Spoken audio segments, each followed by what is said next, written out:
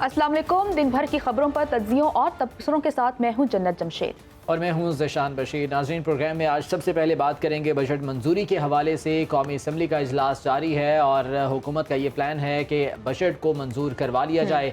आइंदा माली साल के बजट की मंजूरी का अमल अभी जारी है। रोज़ हुकूमत ने कौमी असम्बली इजलास में मुतालिबात ज़र की मंजूरी का अमल मुकम्मल कर लिया था। आज बाज़ाब्ता तौर पर आइंदा माली साल के बजट को कौमी असम्बली इजलास तरामीम बाइस पेश करके मंजूरी का अमल जारी है। अपोजिशन और हुकूमती तरामीम की मंजूरी और मुस्तरद करने का अमल भी जारी है। हुकूमत ने अपोजिशन की मुखालफत के बावजूद वज़ीर ख़जाना की बजट तरामीम को असम्बली से मंजूर करा लिया, जबकि कौमी असम्बली इजलास में अपोजिशन नो नो के नारे लगाते रह गई। हुकूमती तरामीम की मंजूरी के लिए वोटिंग को अपोजिशन ने चैलेंज कर दिया है। स्पीकर ने गिनती करवाने का हुक्म दिया और रूलिंग दी। मुझे नजर आ रहा है कि किसकी अक्सरियत है, फिर भी गिनती करवा देता हूँ।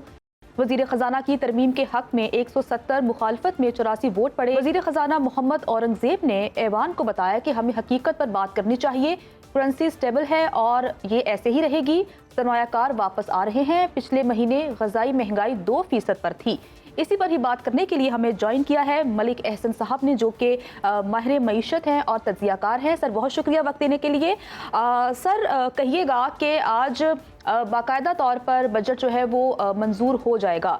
बजट के खदोखाल भी आपको पता है, लेकिन वजीर ख़जाना जो है बड़े पुरउम्मीद हैं और उनका कहना है कि सब ठीक है, करेंसी भी स्टेबल है, मईशत भी बेहतरी की जानिब गामज़न है। आप क्या कमेंट करेंगे इस पर? बिस्मिल्लाहिर्रहमानिर्रहीम। जन्नत, बात ये है कि बजट तो पास होना ही था डेफिनेटली, और हमेशा की तरह जो प्रपोज बजट होता है और जब पास होने जा रहा होता है उसकी शेप चेंज हो जाती है।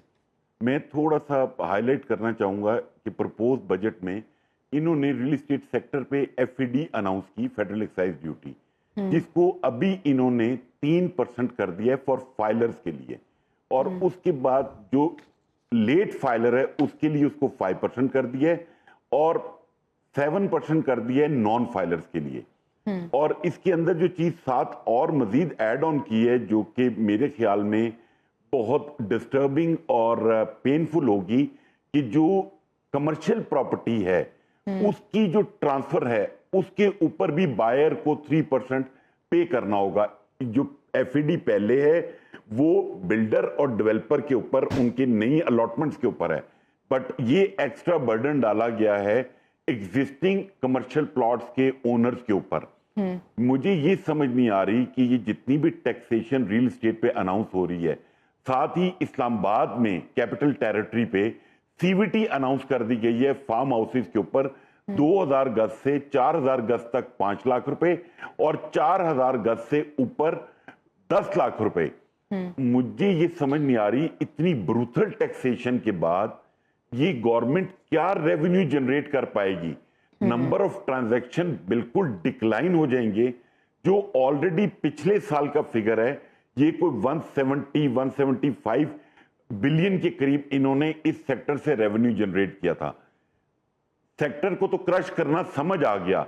मुझे ये समझ नहीं आ रही कि ये वो 175 बिलियन जो पिछले साल इन्होंने रिकवर किया था पब्लिक से, वो इस साल कहां से लेकर आएंगे। क्योंकि मुझे तो इस टैक्सेशन के साथ रियल एस्टेट सेक्टर में कोई ट्रांजैक्शन नजर नहीं आती और जेन्युइन बायर भी बहुत कम आएगा। और फॉरेन इन्वेस्टमेंट, जैसे भी आपने अपने इंट्रो में बताया कि फाइनेंस मिनिस्टर साहब देख रहे हैं कि फॉरेन इन्वेस्टर आएगा, आई डोंट थिंक सो।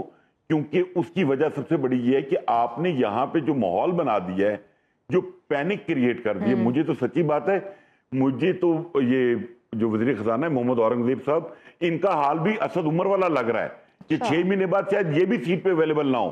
क्योंकि जिस तरह के इकदाम ये उठा रहे हैं, उसके बाद तो मुझे तो चीजें समझ में नहीं आ रही कि ये इस कैसे टारगेट पूरा करेंगे। ये टैक्सेशन के हवाले से तो पहले भी हम बात करते रहे हैं, जिस तरह से टैक्सेशन की जा रही है और इसमें क्या इस्लाहात होनी चाहिए वो भी हमने खासा इस पर बहस की थी। लेकिन ये शहबाज शरीफ साहब ने खुद माना असेंबली फ्लोर पर खड़े होकर कि ये IMF का बजट है। और अगर IMF की बात करें तो मुसलसल डिमांड सामने आ रही हैं। जो इस्तिस्ना थोड़ा बहुत था टैक्स का, वो भी ख़त्म करने का मुतालबा किया गया है। फिर ये किस तरह से हुकूमती रहनुमा ये कह रहे हैं कि हम IMF से जान छुड़ा लेंगे, हम जो है वो आवाम को रिलीफ देंगे, इस तरह से तो कुछ भी नज़र नहीं आ रहा। ज़िशान, मुझे समझ नहीं आती क्या IMF वाले बेवकूफ़ लोग हैं। मतलब आपका ये जो 30 जून 2024 को फाइनेंशियल ईयर लैप्स हो रहा है, इसमें ऑलरेडी आप 200 से 250 अरब की शॉर्टफॉल पे हैं, टारगेट अचीव नहीं कर पाए। 12,915 अरब का अगले साल का टारगेट है, जिसमें जो आपने टैक्सेशन के मेजर्स लिए हैं वो 12,000 अरब के हैं, और 900 अरब का तो आपने भी मेंशन ही नहीं किया। उसके लिए अभी आप दोबारा कोई एसआरओ नए मिनी बजट लेकर आएंगे तो पता चलेगा। बात यह है, आईएमएफ को गारंटीज चाहिए, अश्योरेंस चाहिए कि पैसे उनको चाहिए, कैसे मिलेंगे।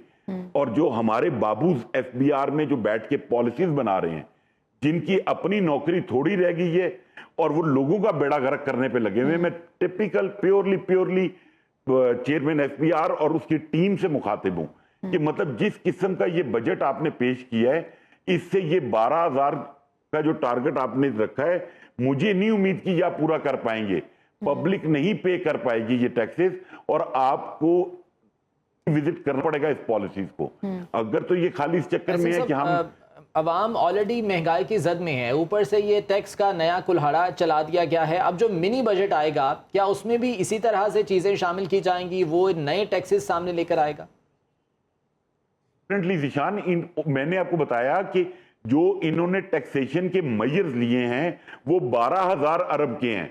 900 अरब के तो मेजर्स अभी लेने बाकी हैं, जो कि अब आने वाले टाइम में 2 महीने बाद मिनी बजट में ये अनाउंस करेंगे। एक चीज जो छोटी सी पॉजिटिव नजर आई है कि जो पीएलडी ऑयल के ऊपर 80% लीवी लगानी थी, उसको इन्होंने 10 रुपए कम करके 70 रुपए कर दिया। ठीक है, तो इससे क्या कोई जो है वो फायदा होगा अवाम को, या इससे जो है वो हुकूमत कोई फायदा हासिल करेगी?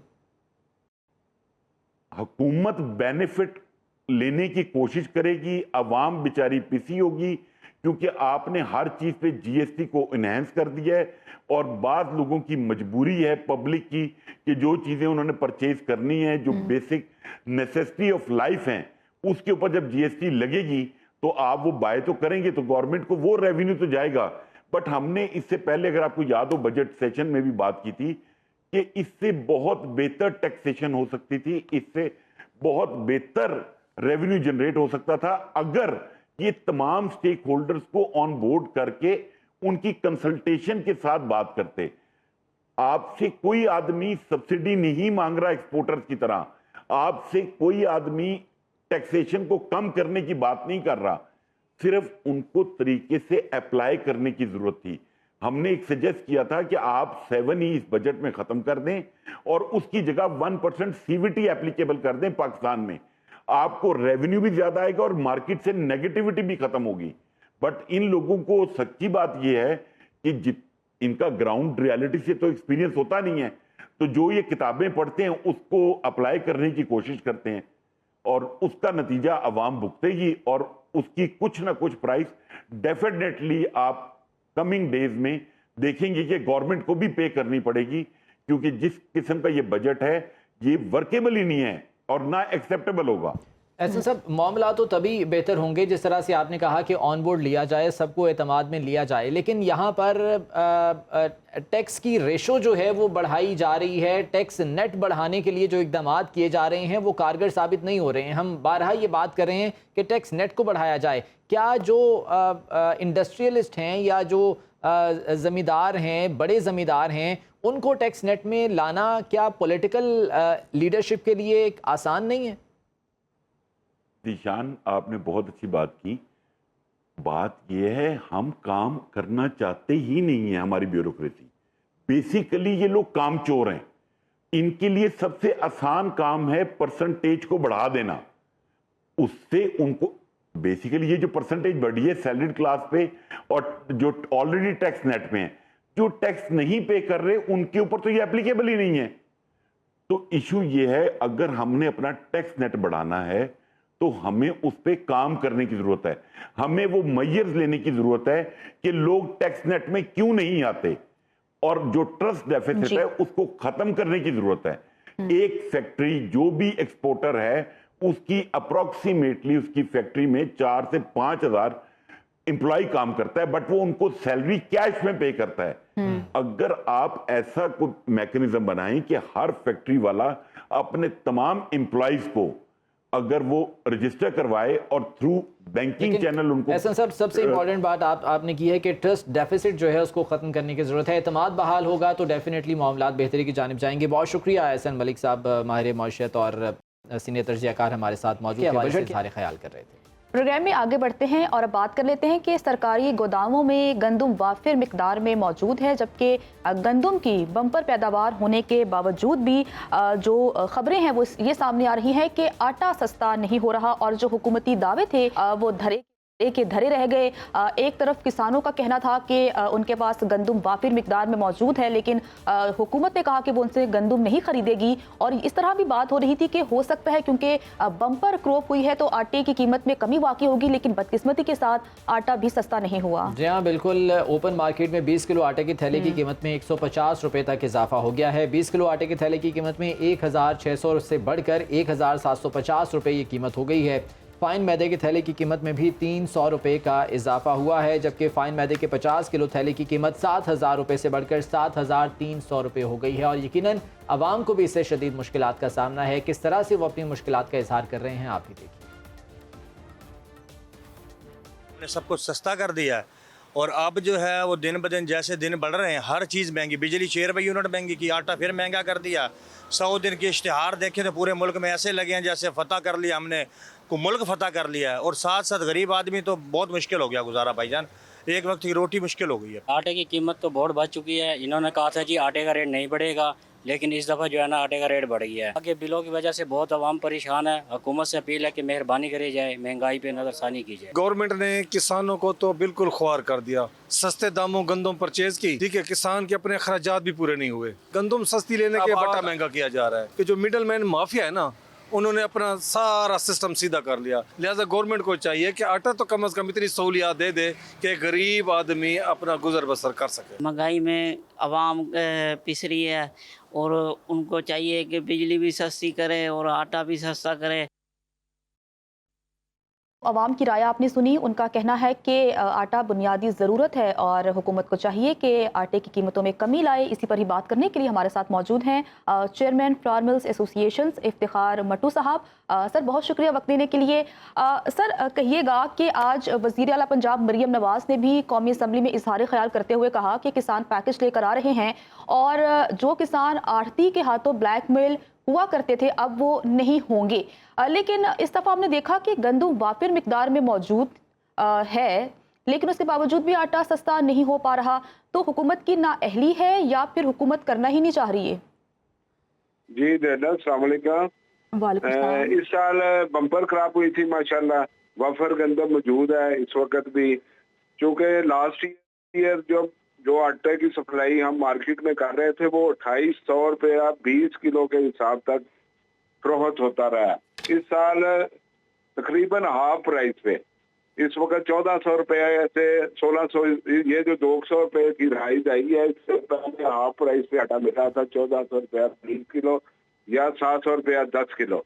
अब जो 200 रुपये की राइज आई है, इसके पीछे एक तो चूंकि गवर्नमेंट ने बजट में फिक्स चार्जेस को बढ़ा के पहले जो 500 रुपया पर फिक्स हम दे रहे थे उसको इन्होंने 3 गुना बढ़ा दिया। वो अगर 2.5 लाख रुपए एक मिल फिक्स चार्जेस दे रही थी, वो 10 लाख रुपया फिक्स चार्जेस के मद में वापटा को देगी। एक तो राइज उसकी वजह से आया है। अच्छा। और दूसरा चूंकि ईद गुजरी है और ईद की तकरीबन 8 से 10 छुट्टियां नॉर्मली हो जाती हैं, वो एक गैप डेवलप हो गया था जिसकी वजह से गंदम का फ्लो चूंकि थोड़ा कम हुआ है, उससे गंदम की प्राइस भी कुछ बढ़ी है। तो एक फैक्टर ये हो गया कि आपकी पावर जो है उसकी फिक्स चार्जेस बढ़ के दूसरी गंदम थोड़ी इंक्रीज हुई है। तीसरा एक और फैक्टर है कि एक्सपोर्ट के लिए कुछ लोग कोशिश कर रहे हैं कि वीट को एक्सपोर्ट करें। जैसे लास्ट ईयर प्राइवेट सेक्टर ने इंपोर्ट की थी, वो भी ग्रेन की शक्ल में। फ़खार साहब, वीट तो एक्सपोर्ट होगी, वो तो भी बात की बात है ना। अभी तो फ्लावर मिल्स के पास गंदम मौजूद है, वाफर यकीनन मौजूद होगी, चूँकि गंदम की कीमत कम थी और ख़रीदी भी गई है। تو پھر بھی اس کے باوجود یہ جو رائس کی آپ بات کر رہے ہیں کہ جی 200 روپے کا یا 150 روپے کا اضافہ کیا گیا ہے، اس کا کوئی جواز تو نہیں بنتا پھر؟ افتخار بھٹو صاحب،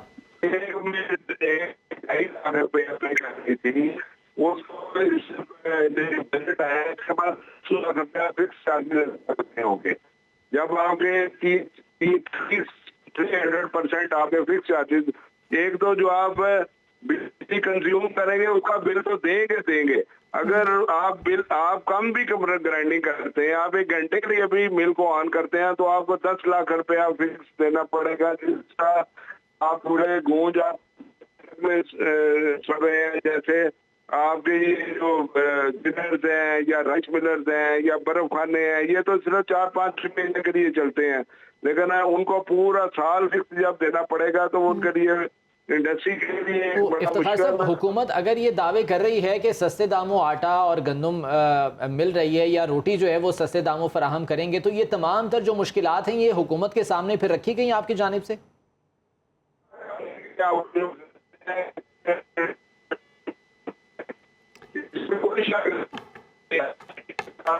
ٹھیک ہے، افتخار مٹو صاحب کی آواز جو ہے وہ ٹھیک سے نہیں آ پا رہی. ان کا بھی یہی کہنا تھا کہ اور بھی اخراجات ہوتے ہیں، جس طرح سے بجلی کی جو قیمتیں ہیں ان میں بھی اضافہ ہو رہا ہے، تو اس لیے ان تمام اخراجات کو دیکھتے ہوئے جو ہے آٹا مہنگا ہوا ہے. اب دیکھنا یہ ہے کہ مریم نواز صاحبہ جو کہ کسان پیکج لا رہی ہیں وہ کسانوں کے لیے کتنا سودمند ثابت ہوتا ہے. افتخار مٹو، آپ کا بہت شکریہ.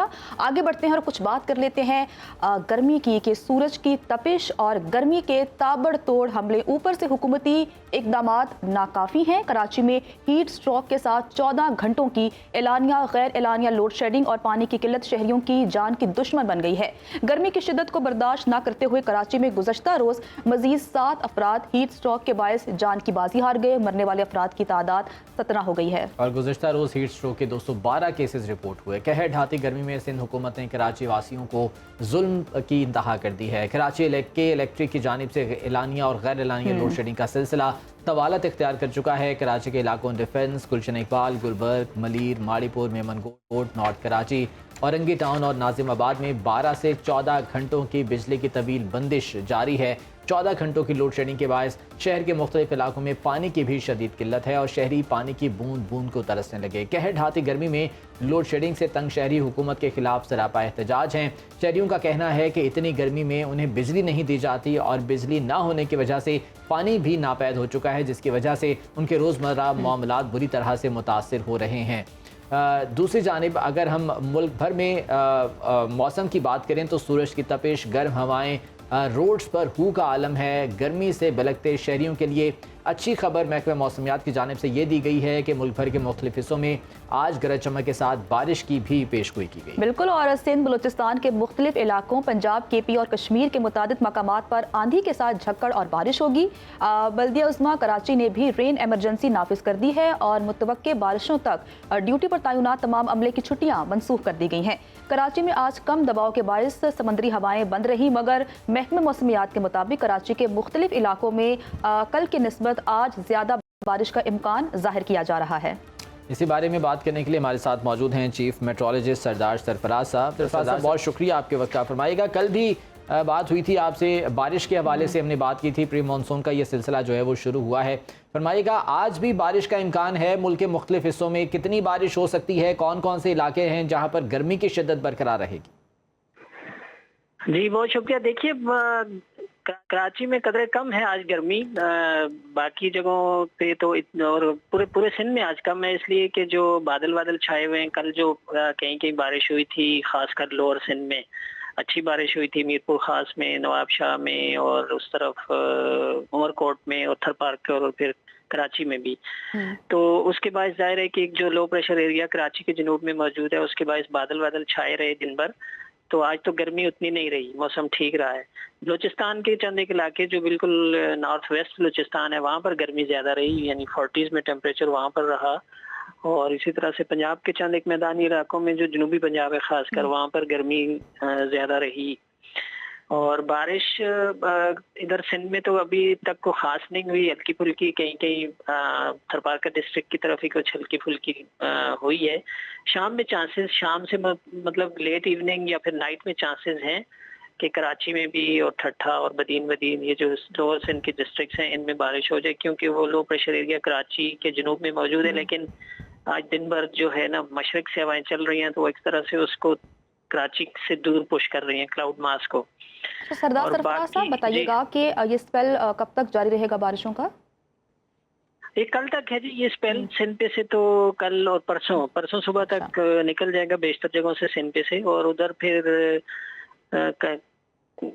آنے والی گرمی جو کی صبح ہے شدت اس میں بھی میں کمی امکان ہے. واقع ہوگی؟ جی یہ لو پریشر ایریا کی ہی وجہ سے بنیادی طور پہ گرمی زیادہ پڑ رہی تھی کراچی میں، جو پچھلے 4-5 دن ہیٹ ویو کی صورتحال تھی. تو ظاہر ہے یہ ختم ہو جائے گا کل شام تک، تو پھر سی بریز بحال ہوگی تو گرمی کم ہو جائے گی. ٹھیک ہے، سردار سرفراز صاحب چیف میٹرولوجسٹ ہمارے ساتھ موجود تھے اور موسم ہمیں بتا رہے تھے. سر بہت شکریہ وقت دینے کے لیے.